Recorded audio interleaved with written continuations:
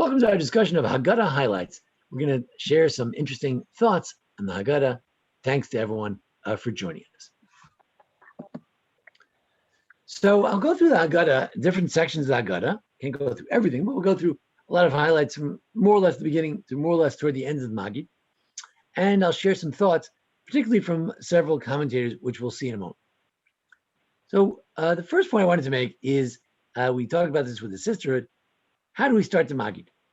So we started with Halach Manya. However, the Rambam started with V'hil Yatzam Mitzrayim. We went out with great haste. But Behala, we went out with almost like in a craze. We were crazed when we went out. The Rambam believes, and the Sephardic Jews believe, that this is the essence of the Haggadah, that the matzah is eaten so quickly. That was the essence, that the redemption took place so quickly, which exemplifies the theme of Yeshua's Hashem Kerefayim, that the redemption of God is like a split second. You blink and it changes. Rabbi Salvation told the famous story that his grandfather said, you know how Mashiach will come? One day I'll wake up in the morning and I'll start learning. And then I'll look at my jacket and I'll say, wait a second. I'll turn to my wife and I'll say, honey, in those days, the wife was in charge of all the different sewing. She said, honey, I'm missing a button on my jacket. So he says, all right, don't worry, honey, we'll take care of it later. So he goes back to learning. He looks out the window and he sees that one of his friends is running. He says, Rabbi, didn't you hear the news? He looks outside and he realizes everything's so strange. It's so bizarre. It's so beautiful outside. Birds are singing. The grass is so green. And his friend says, did you hear, Rabbi? Mashiach is here. Come, let's go greet him. So, you see, so Rabbi Salvation thinks to himself, he says, wait, what about my button? I'm going to have to greet the Mashiach, and my button's not even fixed. And this is the idea of V'hil Yatzam Mitzrayim, that we went out of Egypt with great haste. There was no time to pack our favorite teddy bear. And so too, when Mashiach comes, you're going to have a missing button, and you won't have time to work on it. That's one of the major themes of Pesach and Matzah, that in 1 second, everything can change. So you can't let the Matzah last even 1 extra second to become Chametz, because redemption could come any second. We move on to Halach Manya. We say that Ashkenazic, Sephardic, nowadays, for the last 2,000 years or so, we begin the Magid with this expression. The Rambam says this is only in nowadays, when we talk about, this year we're here, next year we'll be in Israel. Obviously, they didn't say that when there was a Beis HaMikdash. But in the last 2,000 years, we've been saying this, that this is the bread of affliction we ate in Egypt. And, this year, and then anybody who wants to eat can come eat. This year we're here, next year we'll be over there. So Baruch Epstein says, on the way out of Egypt, he says, when do we eat this bread? It says, it's the bread we ate in Egypt. It says right there, this is the bread of affliction we ate in Egypt. Halach manya diachalo avotenu ba'ara de Mitzrayim. We ate this in the land of Egypt. So, but the Baruch Epstein, that's the Torah Tamima, the Baruch Shamar commentary on the Haggadah, he says, no, it's not true. We didn't eat matzah on the way out of Egypt during the redemption. No, we ate matzah not in Egypt, but on the way out of Egypt. He says, I'll prove it to you, he says.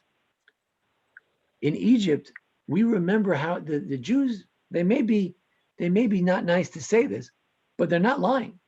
The Jews remember. They remember the fish they ate in Egypt. The kishuim, the avatichim, the chatzir, b'tzalim, shumim. They ate cucumbers and melons and leeks and onions and garlic. They were not starving in Egypt. Don't think they were eating nothing. Life was good from a culinary point of view in Egypt. Now, that's what the Baruch Epstein says. I'll give you a better posture. The Israelites said to Moshe and Aaron, if only we had died by the hand of the Lord in the land of Egypt. This is from Parshas B'Shalach. When we sat in the flesh pot, we ate our fill of bread. We ate bread to satiation. So it says right there that they ate bread. They didn't eat matzah in Egypt. So what do you mean this is the bread of affliction we ate in Egypt? So it says by Baruch Epstein, it doesn't mean Egypt. It doesn't mean what it says. It means they ate on the way out of Egypt. They were still in Egypt as they were going out. If one of the kids said, hey, Mom, I'm hungry. The kids in the car are always hungry. So on their way out, so they were hungry, you give him a piece of matzah, even though they were still in Egypt. So that's what it means. That's for Baruch. The mice. So yes. it's not lechem ani then in his case. In Egypt we didn't eat lechem oni. Lechem oni, well, oni means a lot of different things. According to this, let's see, it's a good question. Lechem oni does not mean the bread of affliction that we ate when we were, or the bread of ani, of poorness. When were we poor in Egypt? No, we ate well in Egypt. So you're right. A lot of the interpretations of bread don't work according to this. That's right. Correct. Very good. Interpretations of matzah. Interpretations of lechem oni, bread of affliction. Very good. Some people say it does. The Gemara says lechem oni could mean it's the bread on which you say many things on. Oni meaning to answer, not affliction or poverty, but rather to answer. It's a bread over which you say the Hagadah. Oh. Now let's continue. The Maisanizim Hagadah, which is written by the Nesivos. The Nesivos is a commentary on the Choshen Mishpat. It's a wonderful commentary. The Tzos HaChoshen, the Nesivos HaMishpat. The wonderful commentaries on the very difficult sections of the Shulchan Aruch, the Nesivos, Rabbi Lordberger or something like that. And Mrs. Orit Azugi, who was a rabbi in here a few years ago, her great-grandfather was in the Nesivos. And he wrote a Haggadah, Maisanizim Haggadah. We're going to talk about it tonight. So he says, no, we ate matzah in Egypt. He says, why did they eat matzah? What do you mean? They had plenty of bread. He says, yeah, they could eat bread in Egypt, but there was no time to eat bread and let it rise. As the Haggadah says later, he says, God saw our duress. What's the duress? So the Haggadah says, the Medrash says, it's the pressure. What's the pressure? I saw the duress that the Egyptians were applying on them. We know what duress is. You're trying to get your job done, and the boss says, what? You don't have it in already? You're supposed to have it in 3 hours ago. What's wrong with you, right? That's pressure. That's the kind of pressure you don't want to have at work. And that's when you're a slave, you have pressure, right? Collect the hay, whatever they're collecting. The boss, he whips them, he tells them, he pressures them. You've got to have the certain amount of bricks in a certain amount of time. The pressure. So they had no time to eat bread because there was so much pressure, right? 24/7, no time to bake the bread. To bake bread, you have to have patience, you have to have time. That's why a lot of women today don't bake bread. They have no time. Women were more at home, they could have bake bread. But today it's difficult. You have to stay up late Thursday night, or you need time for baking bread. So he says there was no time. So in fact, we have a machlokes, we have a debate. The Rabbi Baruch Epstein of the Torah Tamima, he says they ate we ate the matzah on the way out of Egypt, but in Egypt we had good bread. Matter of fact, some say bread was invented in Egypt. The reason we don't like bread is because it was invented in Egypt. We try to get rid of the Egyptian inventions, the technology of bread. We get rid of it during Pesach because it's an Egyptian technology. We're boycotting the Egyptians for Pesach. Again, not modern Egypt, but you're not allowed to hate the Egyptians. They hosted us. But the Maisanizim says no. He said the bread of affliction. He says no. We ate matzah in Egypt because we just didn't have time. So again, Baruch Epstein, we ate this is the bread of affliction we ate in the land of Egypt, not to be taken literally. We ate it on the way out of Egypt, according to Rabbi Lorberman. By the Nesivos, we ate matzah in Egypt because we had no time to bake bread. Good. That's debate number one. Next. Then we have another problem. This paragraph is very strange. This is the bread of affliction. Whoever's hungry, come and eat. We are here. Next year we'll be in Israel. What's going on? What's going on? What kind of who wrote this? Right? It's like the famous joke about a blind person picks up a piece of matzah, and he tries to read the braille on it, and he says, "Who wrote this?" Right? Who wrote this? So the question is, who wrote this? This is the bread of affliction. Whoever's hungry, come and eat. Next year will be in Israel. What kind of sequitur is this? What's the connection? So the Maisanizim, rabbi of the Nesivos, he said like this: just as we were slaves, right? And now we're not slaves.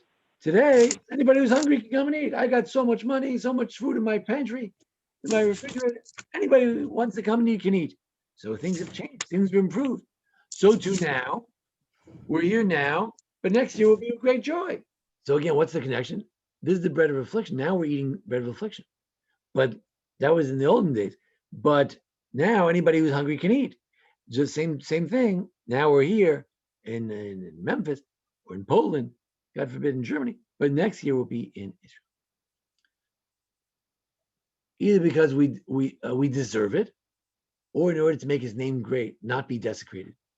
Why will God save us? Same as it was then. You think the Jews were so good? Well, to some degree, the Jews did a lot of good things in Egypt. To some degree, though, the Jews were terrible in Egypt, but God redeemed us anyway. So to today, even if we're no good scoundrels, God will redeem us because that's what God does. It's what he did then, and he'll do it again. That's the good news so it's all connected. Bread of affliction, that's to show we used to have bread of affliction. Now we have as much bread as we want, so we can share it with other people. That's why we talk about the contrast. Now we're here, next year we'll be in Israel. It all connects together. Good. Now introduced to another Hagadah, which we learned a few years ago. We tried to learn through this Hagadah, and now you can get it. Used to get it on Hebrew books. Now you can get it on Safari as well. The Marbil Asaper Hagadah, Rabbi Yedidia Teya Weil. You'll know in town here, Philip Evans, other people are related, Sally Rosenberg, to Rabbi Weil. Rabbi Weil's father was the author of a Korban Asana. If you look in the Rush, one of the commentators and one of the codifiers of Jewish law based on the Talmud, Rabbeinu Asher, if you look on his writings, there has wonderful footnotes by the Korban Asana, who was Rabbi Weil. His son, Rabbi Didya Teya Weil, he wrote a Hagadah, Marbil Saper Hagadah. It was a marvelous Hagadah, a Marbil Saper Hagadah. So he says, what happened? Hopefully, you invited the poor person to the table, but he's embarrassed. Now, when we invite people to the Seder, there's a question, how can we invite people to the Seder? We're already at the Seder. So I think this kind of answers that question. He says, look, there are poor people that are already at your Seder. Good. So he comes in and he's embarrassed. Beautiful table, beautiful silverware, and he doesn't have anything. So we say to him, we all used to be slaves in Egypt. We're all poor by origin. There's no upperclassmen over here. We all come from the same lowly origins. Don't be embarrassed. Number two, next year, your fortunes and all of our fortunes will turn around. Next year we'll be in Jerusalem. So it's a way of encouraging the guests who are ready, not the guests who should come, the guests who are already there. Don't be ashamed. We were all slaves once upon a time. Don't be embarrassed if you feel poor today. And then we once had bad times and now we have good times. So too, everything will turn around for you as well. Next year we'll be in Jerusalem. So it's an interesting connection of the guest. It's an ethical type of paragraph, making the guest feel more comfortable. Very good. Or says Rabbi Yedidia Teya, we were redeemed for the tzedakah we gave to the poor in Egypt. That we say this is the bread of affliction we ate, and even when we ate bread of affliction, we used to have guests. There's kind of measures like that the Jews were good to each other in Egypt. So we were redeemed because of the charity we gave then. So if we invite the poor now, then next year we'll be in Jerusalem. What's the connection? Whoever's hungry should come and eat. Next year we'll be in Jerusalem. What's the connection? Because if you know how we were redeemed. We return to Israel when we give charity. Very good. Rabbi Eli Wiesel actually said something different. He said that during the Holocaust, nobody would give to anybody. But then as soon as the Holocaust was over, they opened up the camps and they gave the Americans, the Russians, they gave out food. So all of a sudden somebody said, oh, you need an extra piece of bread? I got an extra one. People started being generous. Generosity cannot be done so much when you're a slave and you don't have anything yourself. You're worried about tomorrow. It's generosity is done when you're we have freedom. And so that expresses the inviting people expresses how we are free. Good. Now we move to the next section of that. Go to the Manishtana. So the first question, the word ma. Why does it say ma? How different is this night? Why don't we say, why is this different from that? Whenever I ask a question, I usually say why. Most children ask a question, one of the first words out of their mouth, especially when what is the age of 2, 3 years old, they're always asking why. Sometimes the parents get frustrated. They're like, yeah, whatever, be quiet. No, you're supposed to tell the kids. You have to satisfy their imagination. But their inquisitiveness, their curiosity. There's a difference between the word lama, why, and ma, what or how different. So the Marbil Sapir, he says, ma attempts to understand. So what is the difference? Explain to me. What is the difference? Why is it so different? Explain it to me. Lama, it's like, why are you eating those Cheerios?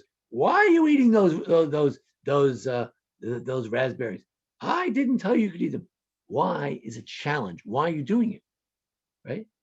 Now the only problem is the wicked, as Rabbi Weil points out, the wicked son says ma avoda. The wicked son asks what? He should have asked why, but he gives some answer to that.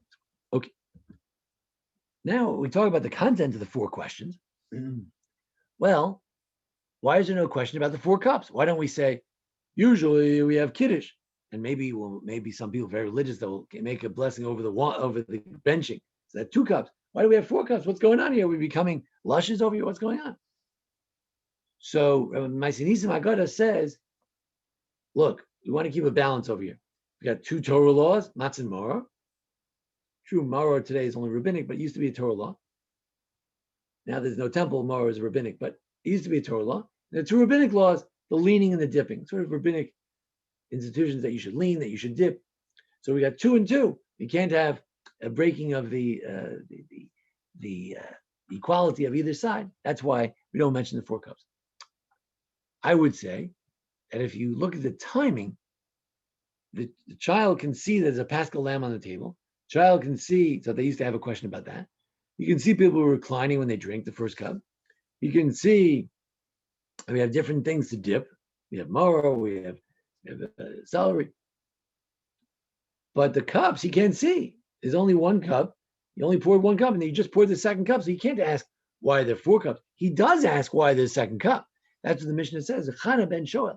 You pour the 2nd cup. Chana ben Shoel. That's when the son asks. If he's smart, he's going to say, "Wait a second, we didn't eat anything yet, and you're already pouring a 2nd cup. What's going on? We always have 1 cup for kiddush. Why 2?" So he does ask that question. It's not part of the formal questions of the Manishtana, but it is a question that's supposed to be asked if the child is smart. But secondly, as the Maisinism says, trying to keep it even. 2 questions about Torah laws, 2 questions about rabbinic laws. The 4 cups are rabbinic. That would make it uneven. There would be 3 and 2. Everything on Pesach is 4. So we don't want to make 5 questions. What about charisas? I have a different question. Why don't we have a question about charosas?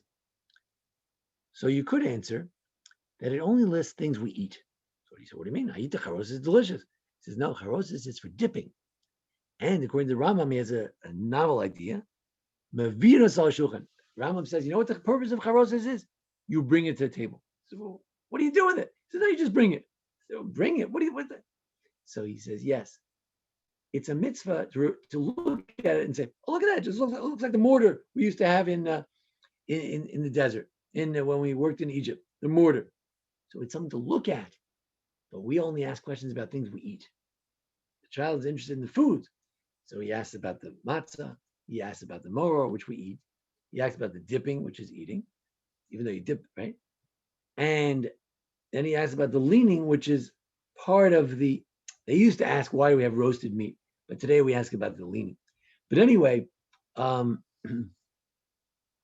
answer is that charosas is included. We say, why are there 2 dips? You have salt water and charosas. So charosas is included, or even if you use charosas for all the dips, as the Rambam did. So when he asks about the dipping, he's asking about the charosas. So there's no question. All the foods of the evening are mentioned. The matzah, the pesach, matzah, the mar, and the charosas, they're all mentioned because we ask about dipping. So it's an interesting question. Why is there no question for charosat? We said either because he only lists the eating mitzvot and charosat is just for dipping or looking at, or because charosat is included in the dipping question. Okay. A side question that Rabbi Epstein addresses, I thought was interesting, little essay. He says, why do we, like my sons, very learned sons, thank God. So they're always learning. Right now, I'm sure my son is learning away. So, but the Hagadah night, the night of the Seder, the 2 nights in America, he's going to come and sit with us, and we're going to talk about going out of Egypt. Frankly, it's not exactly the same level of learning that he is generally participating in. So why would people in yeshiva stop learning to tell the story of Magid? After all, what's the most important thing in the world? Torah. What's Magid? It's a mitzvah to tell the story. How can mitzvah of Magid override the mitzvah of learning Torah, especially to do it all night? And even Rabbi Akiva, the great rabbis mentioned in the Hagadah, even they, Akiva, Rabbi Tarfon, Shua, they stopped their learning to tell the story, the simple stories of going out of Egypt. So Rabbi Epstein says like this: according to the Babylonian Talmud, mitzvahs which were given before the revelation of Mount Sinai take precedence over those who were given on the occasion of revelation. The reason that the bris overrides Shabbos is because the bris was told before Sinai. Any mitzvah that so bizarre, so unusual, so unique that a mitzvah was told before Sinai is more important than the mitzvahs at Sinai. But the Jerusalem Talmud says the other way around. That the mitzvahs were giving at Sinai, they were given at Sinai with the whole crowd was there. Those were important. The mitzvahs that were given before Sinai, like the redemption from Egypt, the mitzvah of telling the story of Exodus, that was told before. So according to the Jerusalem Talmud, how do you explain why does the mitzvah of telling the story override for the whole night? It overrides the mitzvah of learning Torah. So he says, the mitzvah of telling the story of Exodus is an exception. It takes precedence over learning Torah, which was given at Sinai. Why? Because the Exodus is a fundamental concept. The Exodus is the basis of all other mitzvahs. That's why we practice Judaism on the basis of many other commandments, so we could accord it precedence over other mitzvot and devote ourselves to it with extra passion. So we have to talk about the basis of all the mitzvot, and that will hopefully spur us to do more mitzvot. That's why it takes precedence. Certainly according to the Babylonian Talmud, that a mitzvah that comes before Sinai comes first, and it's very simple. The reason that the mitzvah of Hagadah pushes off the mitzvah of learning Torah is because it was given before the Torah. So it's even more important than the mitzvahs that were given at the Torah. But according to the Jerusalem Talmud, this is an exception. It's a fundamental mitzvah. Okay. Then we say that in every generation we have to see ourselves if we went out of Egypt. I'm sorry, this point is actually said later in the Haggadah. I put it a little bit out of order. So I was talking to Mike Stein, and he said to me, "Really? Are you kidding?" In other words, a very simple question. Can you really see yourself as if you went out of Egypt? Come on, who are we kidding? Oh yeah, I really got into it. But still, it's really as if you went out of Egypt. So here are three answers. Number one, you have to be thankful enough as if you went out.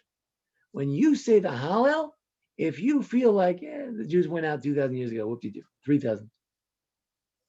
And you're just like, hallelujah, then forget it. The test of whether you think yourself went out of Egypt is how happy are you at the Seder? How joyful, how thankful. That's the litmus test as to whether you really did the mitzvah or not. Did you see yourself as if you went out of Egypt? Second answer, it's the Rambam. He says, you can't do it. It's not possible. You can't. There's another version of the text, Oxford, the different manuscripts in the Talmud. You have to act as if you have to show other people that you went out of Egypt. You have to act like you went out of Egypt. The Rambam says you have to lean, you have to drink a lot of wine, to look like you're fancy guy, fancy gal, and you got out of Egypt. That's what you have to show it. You can't feel it. I mean, people went out of Egypt, they were in euphoria. Today, I can relate to it. I think about it. I'm happy, but I can't be like those people. What you can do is I can act like those people. I can act like I'm happy about it. When you act, as Asher explained, when you act a certain way, maybe that would lead you to that level of Hallel necessary to recite a special type of Hallel. So as the Rabbi Soloveitchik and his family, they explained, this is a special Hallel. This is not, okay, it's Rosh Chodesh, it's time to say Hallel. Hallelujah, Hashem. No, this is not just perfunctory Hallel. This is a Hallel Shira. This is a Hallel like, woo, we just got out of Egypt. Great job. It's completely different.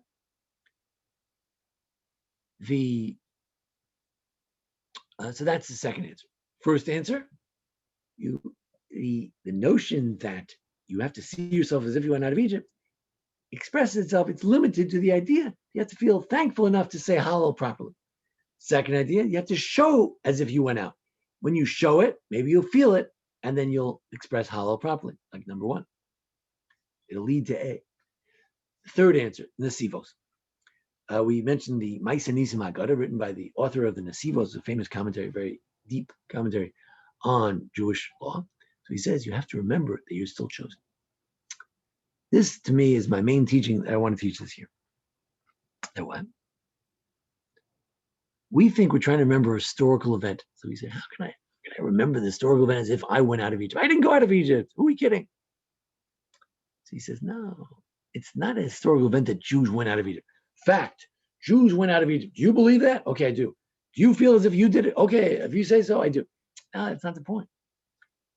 Going out of Egypt was an act of chosenness and love, and God made us his people. He made us into his people. That's what you have to remember.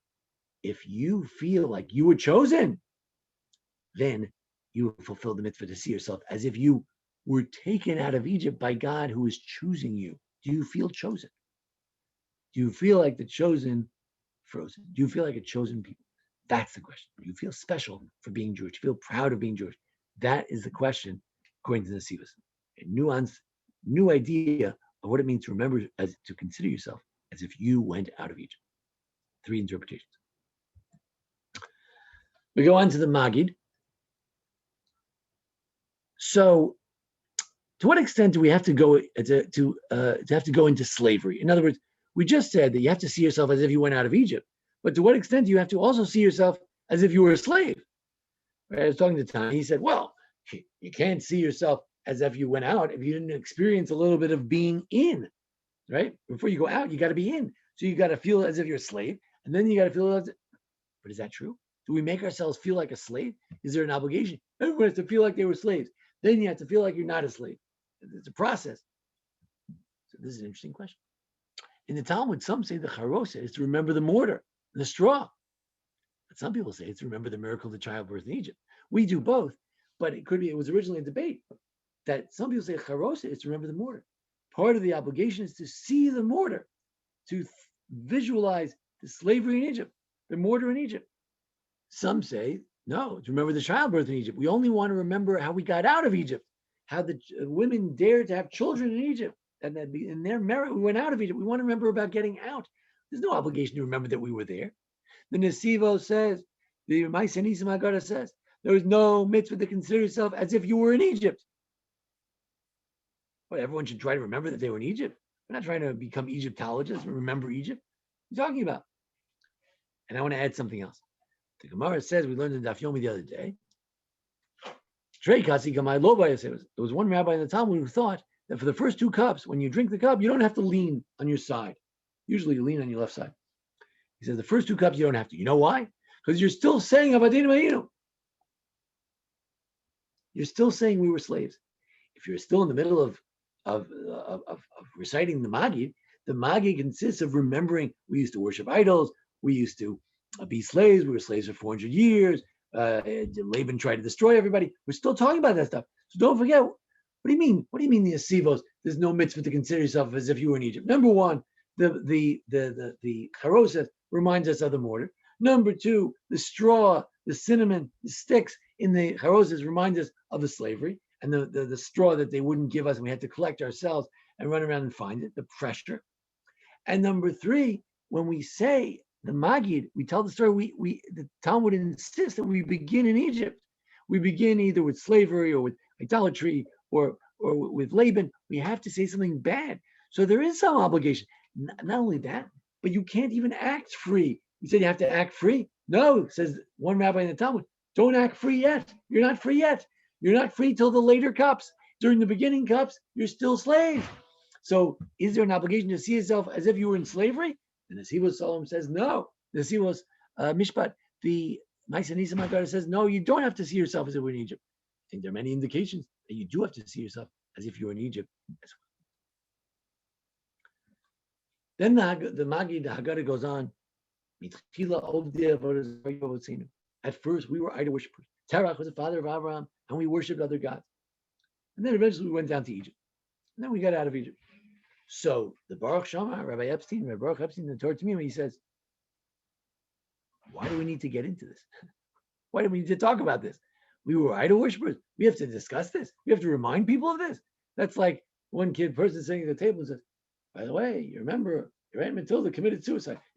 Excuse me, do we need to mention this? Well, Lashon Hara, I mean, what are you talking about that for? He says, I remember when your grandfather came to America, he didn't give me one dime. He says, what are you talking about? This is what we talk about at the Seder. People get into nonsense, start fighting at the Seder about things that happened a long time ago. Why are we talking about idol worship? So he says, we need to understand that idolatry was so ingrained in us that we needed the exile to purify us. You see, you might ask the question, why do we have the exile? He said, we needed it. It was in our blood. We were generations and generations. We were old time idol worshippers. And you can't get it out of you. We know that for a fact, right? 40 days after they got the Torah, they're worshiping idols. They couldn't get it out of us. So that's why we're in Egypt. And therefore, says the Ma'aseh Hashem, that's the Rabbi Ezra Ashkenazi. He was a rabbi who roamed around in Sephardic and Ashkenazi countries, in a lot of different countries, and wrote a wonderful book on the Chumash and Ma'aseh Hashem Hagadah. So he says, so you see that exile was not so bad. When we thank God for the Exodus, we're also thanking Him for the exile. As other people say this too, because it helped us purify ourselves. We needed that exile to help make us work hard and pray. And through that, it was like a furnace. We went through a furnace. Kura Barzel. We got out of that. We were purified. So why do we get into the topic that we once worshipped idols? To explain that we needed the exile we needed to be in Egypt to purify ourselves, to work hard and purify ourselves from this very deeply ingrained notion of idolatry was part of our DNA to that point. Then the Haggadah goes on as if it's just rambling on. And again, if you want to understand the structure of the Haggadah, you have to go to our video about the 4 Haggadahs in one, or look at my Haggadah, which we gave out of the shul years ago. Baruch HaMakom Baruch Hu, Baruch Shakadosh Baruch Hu, Shchishav Zakes Lasos, Moshe Nemar Avram Avinu, etc. Blessed is the Makom, blessed is the omnipresent, blessed is He. For God was thinking about the end. As it says, you'll be slaves for 400 years. So many people say, He figured out the end. He was supposed to let us go after 400 years, but God is so merciful. He let us out after 210. He saved us. He gave us a discount of 190 years, which is the word kates, the end. The end in Hebrew is kates. He saved us 190 years from what we were supposed to be for 400 years. We were only slaves for 210. The Ma'aseh Nisim says, why are we thanking God so much? All of a sudden, we break out in the middle of the Haggadah. We say, "Oh, Baruch HaMakom Baruch Hu." We're just talking about slavery. We went down to Egypt. Why are you saying, "Blessed is God"? What happened? Did somebody do something? Why are we saying that? He says, no, because God remembered. He thought about the end. What does that mean? Thought about the end. He says, thank God. God was always thinking about us, and since He's always thinking, God is always thinking, "Hey, when will I end this exile? These Jews, they're not my children. When will my children get out of exile?" As the Gemara says in Brachos, God says, "Oh, woe unto me, I exiled my children. How could I have done that?" Once knew this fellow, he lost his job. He flunked too many people from his course. He was giving a course in college, and he flunked everybody, so they fired him. So he became very mentally disturbed about it, and he would go around saying, "I flunked everyone. I flunked everyone." So the Gemara in Brachos says God goes around, Havdil, and He says, "Why did I flunk everybody? Why did I throw them all out? Oily, how could a father send his children away? What have I done?" So, God's always thinking about us. Oh, that gives us great hope. Thank God. God is always thinking about us. And therefore, we lift the cup and we say, that's why in every generation they try to destroy us, but they'll never succeed. Why? Because God's always thinking, when will I save the Jews? Destroy the Jews. I have to save them. God feels bad. He's always thinking about us. Oh, He's always thinking about you. Then you're going to be okay. You're going to be okay. So He connects this paragraph about thanking God with thinking about the end, with lifting the cup and saying that that's why we were always saved despite all the anti-Semitism. We're always saved. Why? Because God is always thinking about us. It's a good thing. So that's that. Then we mentioned that an Aramean afflicted my father, or he tried to destroy my father. We went down to Egypt. So what does that got to do with anything? So who is that? Laban. Who worked for Laban? Jacob. What has Jacob got to do with the Exodus? Well, Jacob went down to Egypt and then eventually became slaves. Yeah, but Laban is in a different. Laban is up north. Egypt is down south. It's a different episode. First, Jacob was in the north with Laban. Later, went down to Egypt. He says, no, they're connected. Jacob left the divine presence, and then we had to go down to Egypt. The Maisa Nisim Rabbi Lorberman, he says, because Jacob left the divine presence, Jacob stayed for so many years outside of Israel with Laban. That was a big mistake. Maybe he could go there for a year to make a shidduch, but he went there for 22 years. So he left the divine presence. That's why we had to go down to Egypt, to be separated from the divine presence and to come back to the divine presence. So there's a connection. Why do we start with Laban? Because it was those years with Laban that brought our father down to Egypt. So then we say, Laban is the worst. Pharaoh is one thing, but Laban is worse than anything. So the question is, what's Laban got to do? What has he got to do with anything? What are we talking about Laban? We're trying to focus on Egypt. So you invite your uncle Herb to the Seder, and he says, I want to tell you something. Laban was really bad. I said, excuse me, uncle. We're trying to talk about the Exodus from Egypt over here. Why are you talking about Laban? It's got nothing to do with it. So that's the question. We do talk about Laban. It's not just some uncle. So the answer is the Marbel Asaper, Rabbi Weil from Germany. He said, Laban was a sorcerer. A little typo there. Laban was a sorcerer. So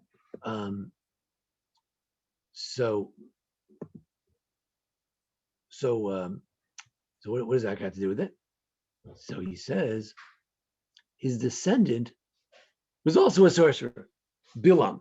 Bilam, according to rabbis, it says that he had a lot of trafim, and he didn't just prophesy. He used a lot of magical things to give his prophecy a little extra punch. So Laban was a sorcerer. We know he had the trafim that Rachel stole. He had these things to help him. And Bilam also used trafim. Now, Bilam was a descendant of Laban, and he was one of the people who told Pharaoh to throw the boys into the Nile. So Laban tried to destroy everything. Laban, because he was such a terrible person, he had descendants who told Pharaoh, why don't you throw the Jews into the sea? So there's a connection between Laban and Pharaoh. It's not that Laban is out of left field and we're talking about the price of tea in China. No, it has to do right here because Laban is the antecedent of Bilam. It was Bilam's idea to throw the Jews in the Nile. Or here's a very wild idea. I don't fully understand what he's talking about, but it's so strange. I thought I'd just mention it. We know that Jacob had a lot of sheep, right? How many sheep did he have? Maybe he had 600,000 sheep, a lot of sheep. Those sheep were the Gilgulim. They were the transmigration of the souls of Jews. So he brought all those sheep down to Egypt. He brought them from up there. He brought them to Egypt. And then the Jews had 600,000 children, and they became, the souls went back from the sheep back into the people. And that's why we had so many people in Egypt. I don't know what that means. I just thought it was interesting. It's mentioned by the Marbel Asaper. I thought I'd just throw that in. Another cute thing that the Marbel Asaper says, he says, during the Seder, we read this Laban story. Where does the Laban story come from? And he says, Laban afflicted us, and then my father was wandering, and then we went down to Egypt, and then we were afflicted, and we called out, and God answered our prayers, and he took us out of Egypt, and he brought us to Israel. Who says this? The farmer. When you bring your first fruits, you say this paragraph. So also at the Seder, says the Marbel Asaper, at the Seder, Rabbi Weil, at the Seder, what do? We lift the plate. We say, this is the matzah that we used to eat, and we take the plate away, we put it back. So he says, why are we lifting our plate? We wave the plate like the farmer waves the first fruit. And he tells about Laban. Just like the farmer waves the first fruit, and he tells about Laban, we wave the matzah, Pesach matzah and more, or at least the matzah and more, we wave it, and it's just like the farmer. So we read the passage about the farmer, and just like the farmer, when he's finished that, he waves the basket around like a lulav, up and down and all around. So too, we lift up the Seder plate. We may not wave it around. Some Sephardic Jews go around with the Seder plate, put it on people's heads, but there's some waving going on. It's connected. Laban and the farmer and the waving, they're all connected. It's interesting. Then there's a famous Dayenu. Everybody likes to sing Dayenu, Dayenu. It's true the Rambam doesn't mention it. It's not mentioned in the Rambam's Hagadah. One reason it's probably not mentioned is obviously it's written a little later than the other things, but also because it doesn't tell the right story. It mentions that God took us out of Egypt, and then we went to Israel, and we built a Beis Hamikdash, and that's not what the Haggadah. The Haggadah is very focused on the evening we went out of Egypt, and maybe we go back a little bit in history, but we don't go forward to going to Israel, and we don't go forward to building the Beis Hamikdash. That's way too far in the future. So it could be that that's why Dayenu was not mentioned by the Rambam, or just it was written at a different point. Anyway, but it's a very beautiful song, and it leads into a very strong thankfulness, which is a good introduction to the Hallel, to be fully thankful. We thank God for every piece of the Exodus. So it says there, how much more so is the good that is doubled and quadrupled, that the place of all bestowed, that the omnipresent bestowed upon us, Dayenu. So what do you mean double and quadruple? That so much more so, had God just done one thing for us, we certainly would have Dayenu, we would have thanked God. But now that he's done all these things, it's double and quadruple, we have to thank him. So the Nesivos, the Maaseh Nisim Haggadah says, each act of grace that God gave us has double significance. What do you mean? They were performed in the time of the Exodus, and they'll be performed again in the days of the coming of the Messiah. That's so much more so we have to thank God twice. Why? For every act that was done then, there'll be a similar act when God takes us out of Egypt, even a better act when God takes us out of Egypt. So therefore, we want to thank God twice. Once for the act that he did then, and once for the similar act that God will do when he takes us out of exile. As it says, he made Tzeitzcha Mitzrayim, it flows, that one day I will do miracles like I did when I took you out of Egypt. So for every miracle, there'll be a similar miracle in the future. That's why we owe God doubly. So not only does that Dayenu parse the Exodus into 15 distinct things we're thankful for, but also it says that itself is double, because for everything he did, there'll be another commensurate thing when the Mashiach comes. Then we mentioned Rabbi Gamliel. Rabbi Gamliel said that if anybody who didn't say these three things, Pesach, Matzah, and Maror, and explain them, you don't get the mitzvah. Okay. The Maaseh Nisim Haggadah says, he would say it to himself. What do you mean Rabbi Gamliel used to say? He said he would say it even if no one asked. He would say it. He would say, why do we eat these things? And he would answer. So the Maaseh Nisim is claiming that the Rabbi Gamliel did not insist on the child asking a question and the rabbi or the father giving the answer. No. The father can ask the question and give the answer. Why do we eat this? We eat it because of that. Why do we eat the matzah? Because of it. Why do we eat the maror? Because of it. He didn't care about the child. What about the fact that it says in the Torah, when your child asks you a question, you should answer the question? That's talking about other things. Talking about if the child asks about the firstborn, the child asks about all the mitzvos. It's not talking about this. What you have to do is explain the mitzvos, and you have to explain it. It has nothing to do with that. But why did he ask a question? If you're the one who's giving the answer, why do you ask a question? Why don't you just say, we eat the matzah because of this? I'm telling you, kid, that's why we do it. Why do you have to say, this matzah which we eat, why do we do it? So the answer is, Rabbi Salvation, the Haggadah must be done in this form, question and answer. It's part of the obligation of this night. We have to give it in a form of telling and responding. Maaseh Nisim also mentions that Rabbi Gamliel is trying to tell us that even if you don't have a Paschal lamb, you still have to explain the mitzvah of the Paschal lamb. It's important it's part of the mitzvah of Magid to explain the significance of the Paschal lamb, even if you don't eat one. Even if you don't eat it. That's what we do today. The Marbel Saper mentioned something which I've been teaching for years. I didn't realize that Marbel Saper said the same thing. If you look at my Haggadah or my video about the 4 Haggadahs in one, you will see. Our Haggadah says Rabbi Gamliel used to say, meaning the Mishnah discusses how to do the Seder, and then it says, by the way, Rabbi Gamliel used to say this. So we say it also because he used to say it. However, some have the text, Rabbi Gamliel says, Rabbi Gamliel Omer, I believe if you look in the Xavier Kaufman, the Kaufman manuscript, that's what it says. That's the most authoritative commentary manuscript of the Mishnah from Budapest, Xavier Kaufman, and it says, Rabbi Gamliel says, what does that mean? The other rabbis say that you should start with something bad and then with something good. Rabbi Gamliel says, no, this is not how you do it. The other rabbis say you should have manishtana and all this. He says, no, it's not what you do. He argues with other rabbis. He said, we need to know why we do it all. Therefore, we need to see ourselves as if we went out of Egypt because we need to know what we're doing.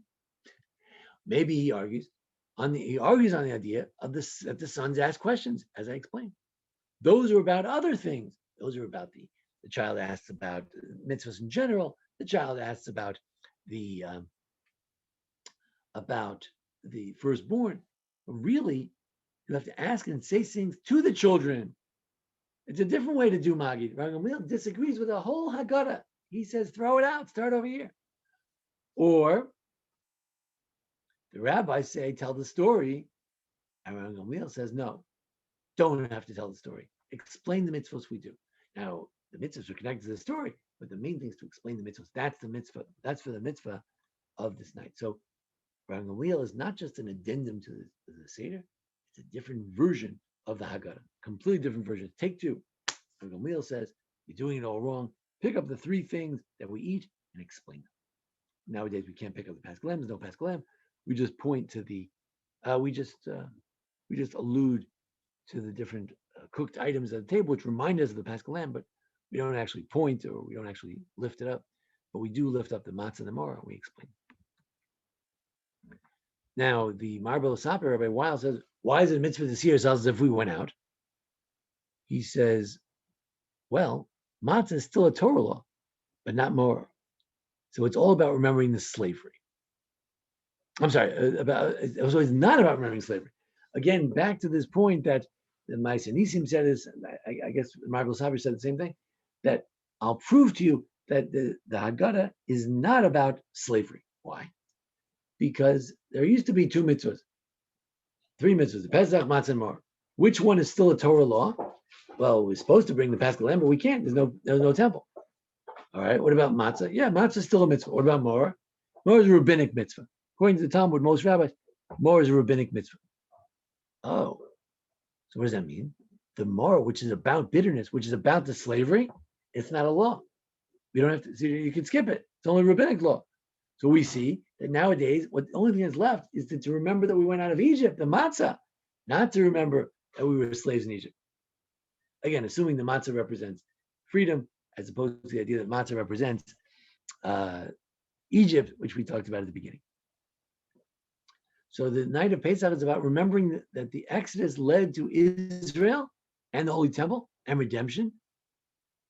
And we remember that we too, we will be redeemed. The Seder is all about remembering that the great stuff that happened and what we will redeem. It's very much about, it's about us. It's about how we will be redeemed one day. So it's not about history. It's about how we will redeem. That's another answer to what it means to see yourself as if you went out of Egypt. Then the Haggadah goes on. Therefore, since we went out of Egypt and we consider ourselves as if we went out, therefore we need to thank and praise the one who did all the miracles for us and our ancestors. We use 7 languages of praise, thank and praise, 7 languages to remember the 7 spheres of heaven.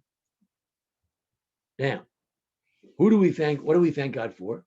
For the one who did these miracles for our ancestors, V'lanu. He did miracles for our ancestors and for us, which is a logical way to say it. First, he did miracles for them, our ancestors, then he did it for us. But later on, we have a bracha. It's called Asher Galanu, Gal Yisrael. We mentioned it before. So we say, blessed are you, Hashem, who has redeemed us and our ancestors from Egypt. Wait a minute. Asher Galanu, Gal Yisrael. We mention ourselves first before our ancestors. Which one's first? Should you mention yourself first or your ancestors? Shouldn't you mention your ancestors first? Why do you mention yourself first? Are you so gung-ho about the Exodus and consider yourself as if you went out of Egypt that you're better than the person who went out of Egypt himself? What's going on?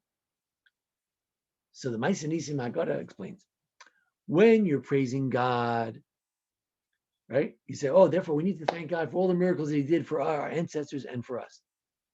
Look, if you went out of Egypt, you could praise God a lot more than if you're imagining you went out of Egypt. However, regarding redemption, it says, what is redemption? Redemption is not some historical event. Then they would come first. They were part of the history. We're not. But if it's really, as the Mycenaean said, that this is his consistent theme, that the redemption is really about God choosing us, then we're equal with the ancient Israelites. There's no reason to mention our ancestors first, because just like God chose them, he chose us. Just like God redeemed them, he'll redeem us. So if it's really about God choosing us and making us his people, I can put myself first. It's completely different. So this is a very important message of the Mycenaean.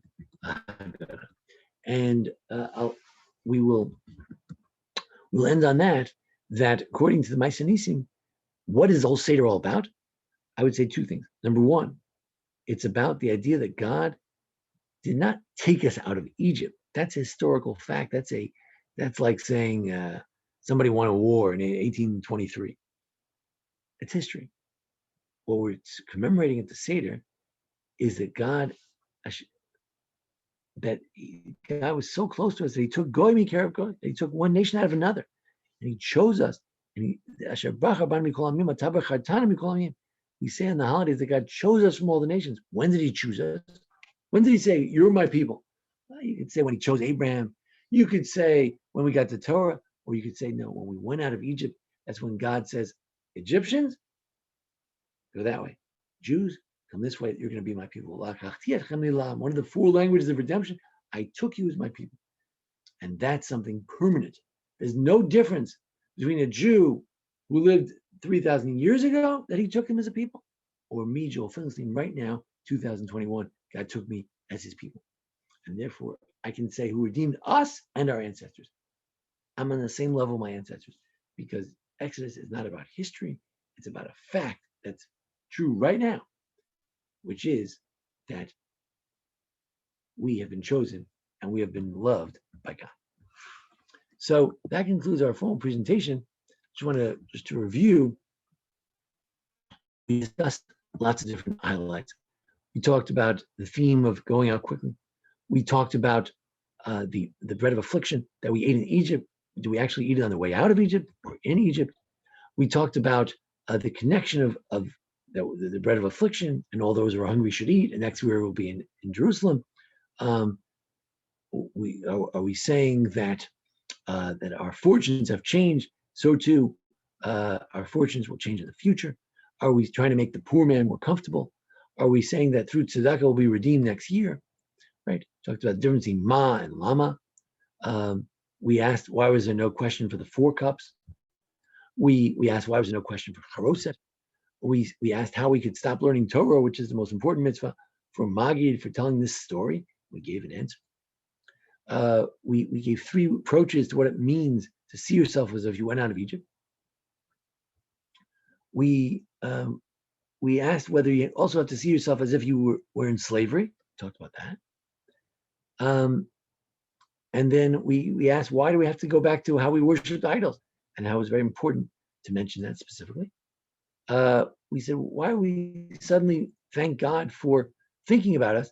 We answered that that's the most important thing, is that God thinks about us.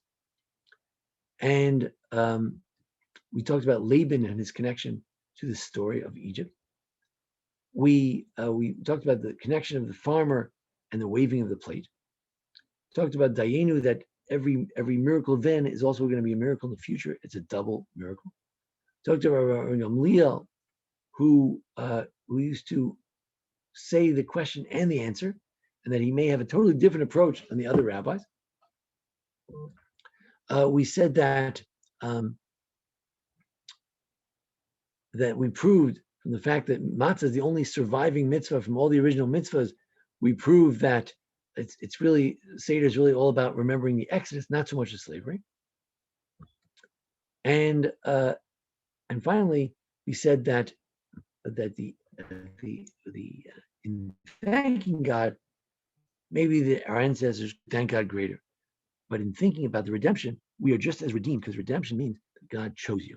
And if If God chose us just as much then as now, it's a permanent condition. And therefore, that's the essence of our Thanksgiving. That's the essence of our joy on Pesach, is that we were chosen by God. So thank you for joining us here for our discussion of the Hagadah. That concludes our formal presentation. At this time, I'll take questions.